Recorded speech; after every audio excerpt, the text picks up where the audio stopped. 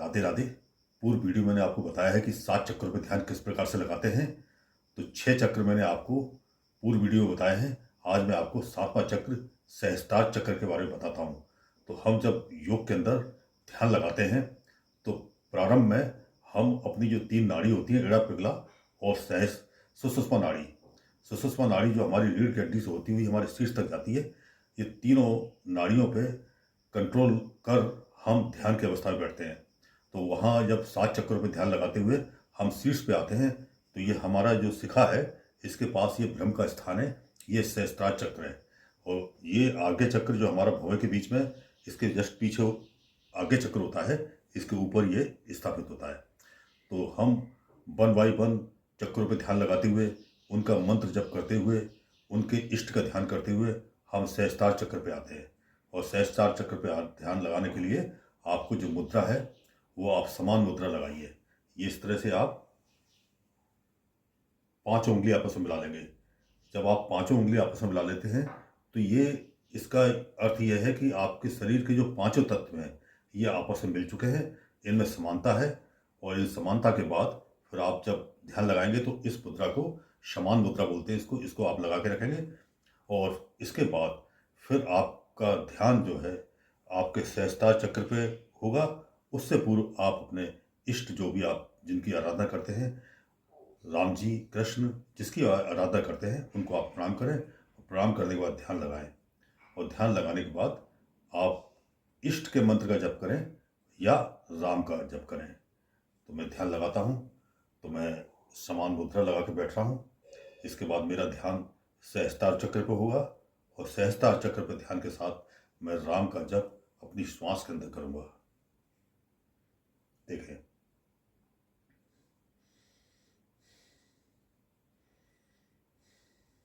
श्वास सामान्य रहेगी, शरीर आपका सीधा रहेगा, मुद्रा आपकी समान मुद्रा लगी रहेगी और आपका ध्यान आपके सहस्त्रार चक्र पे होगा।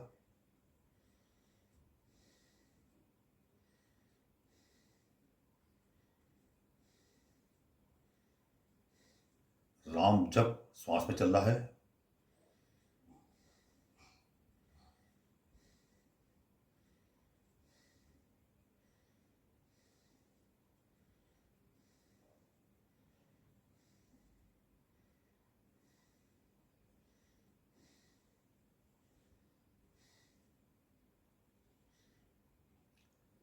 तो हम ये योग के अंदर 7 चक्र बताए गए। तो 7 चक्रों पर ध्यान लगने के बाद आप अपने जो ब्रेन है, आपका मस्तिष्क है, इसमें दिव्य प्रकाश का महसूस कीजिए कि दिव्य प्रकाश से आपका मस्तिष्क प्रभावित है।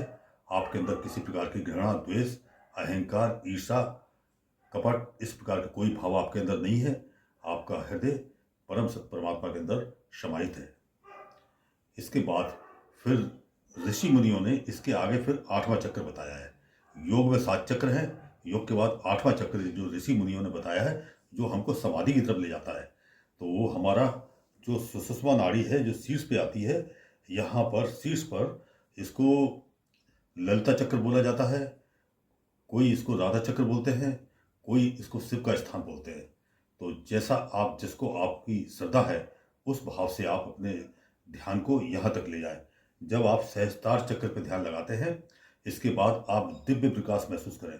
दिव्य प्रकाश को अपने शीर्ष पे लेके आए और आप अपने ध्यान में जब उस प्रकाश को शीर्ष पे लेके आते हैं तो आप अपने ध्यान को उस प्रकाश में स्थापित कर दें। उस प्रकाश में अगर आप दिव्य सूक्ष्म के अंदर ध्यान लगाना चाहते हैं तो ज्योति का ध्यान लगाएं, जो शिव का ध्यान लगाएं। और अगर आपकी छवि में आपके इष्ट का ध्यान करना है तो आप यहाँ कृष्ण को स्थापित करें, राधा को स्थापित करें, राम जी को स्थापित करें, सीता जी को स्थापित करें। जो आपका भाव, जिसमें आप प्रार्थना करते हैं, आप अपने इष्ट पे उस प्रकाश के बीच में दिव्य रूप में स्थापित करें। और आपका जप, जो आपका मंत्र है वो चलेगा, अथवा आप शिवोहम का जप करें। शिव आपका अंदर जाएगा और हम आपका बाहर आएगा। शिवोहम।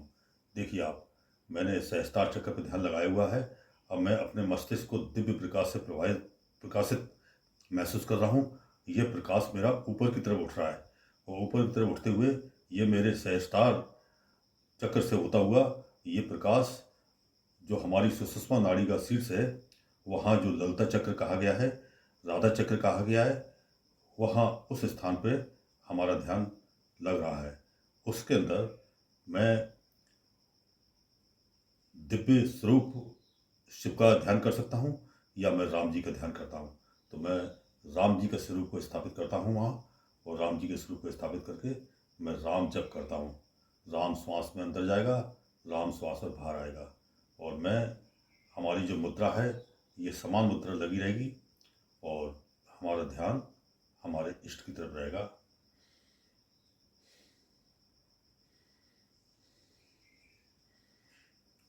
यही हमारे योग का गुण रहस्य है कि जब जैसे जैसे आपका ध्यान आगे, आपका प्रेम अपने इष्ट के प्रति लगता रहेगा, जब चलता रहेगा, तो धीरे धीरे आप समाधि की तरफ चले जाएंगे। तो इसके आगे हमको गुरु के निर्देशन में ध्यान लगाना चाहिए, क्योंकि अगर हम इसके योग्य नहीं है, हमारे कर्म आचरण उसके योग्य नहीं है, तो हमको हानि भी उठानी पड़ सकती है। क्योंकि यहाँ से हमें, अगर हम उस योग्यता में अपने आप को ध्यान और समाधि स्थिति में ले जाते हैं, तो वहाँ से हमको वो अतीन्द्रिय ज्ञान मिलता है जिसके माध्यम से हम अपना स्थूल शरीर त्याग कर और पूरे ब्रह्मांड के अंदर भ्रमण कर सकते हैं, ग्रहों पर जा सकते हैं, वहाँ से लौट के अपने शरीर में आ सकते हैं, और हमको असीम चमत्कारिक शक्तियाँ प्राप्त होती हैं जो स्थूल के अंदर, जो हमारी आत्मा, जो हमारा सूक्ष्म शरीर है उसमें समाहित है। तो वह वहाँ तक जाने के लिए योग मार्ग का कठिन मार्ग है, क्योंकि गीता के बारे में अध्याय में भगवान कृष्ण ने अर्जुन को कहा है कि योग मार्ग बेहद कठिन है और समान ग्रस्त को सहज भक्ति करनी चाहिए। वहाँ छुड़ाए जा तो निवल जान के मोहे, हृदय से तब जाओगे सबल में जानू तो। जो प्रेम भाव होता है अपने इष्ट के लिए, ऐसी भक्ति आपको करनी चाहिए।